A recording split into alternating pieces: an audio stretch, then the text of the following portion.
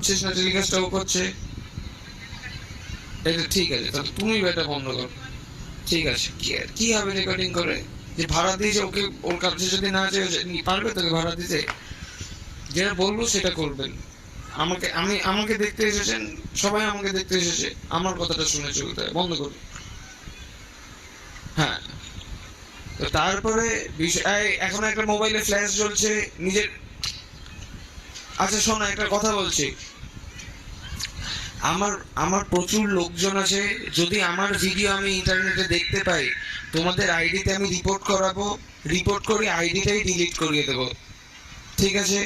তো নিজেদের আইডিটা যদি না হারাতে চাও তাহলে ভিডিও করবে না, আমার কোনো ছবি ভিডিও কেউ পোস্ট করবে না। ওখানে ফ্ল্যাশ জ্বলছে, আপনাদের পিছনে করার চেষ্টা করুন, দেখেন একটা মোবাইলে ফ্ল্যাশ জ্বলছে, বন্ধ করান প্লিজ। হ্যাঁ ঠিক আছে। আমরা এই এই দাঁড়ান, আমরা মুহূর্ততে একটু বাঁচতে শিখি, বেশি সময় নেই, 10 মিনিট সময় পাবো।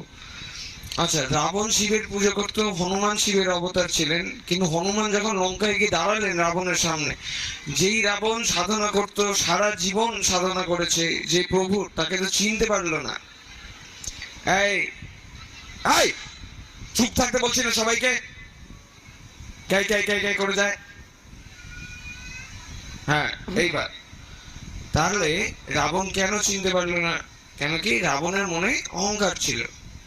আমাদের প্রত্যেকটা মানুষের মনে অহংকার আছে, ঠিক আছে? সবার মাথার মধ্যে নিজেরই গল্প চলছে। আমাদের আমাদের মনে কারোর কাছে টাকা পয়সার অহংকার আছে, কারোর কাছে জ্ঞানের অহংকার আছে, কারোর কাছে সৌন্দর্যের অহংকার আছে, তাই না?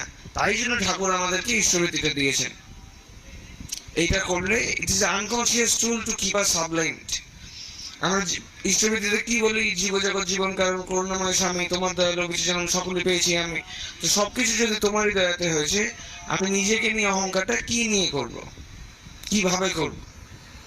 ঠিক আছে?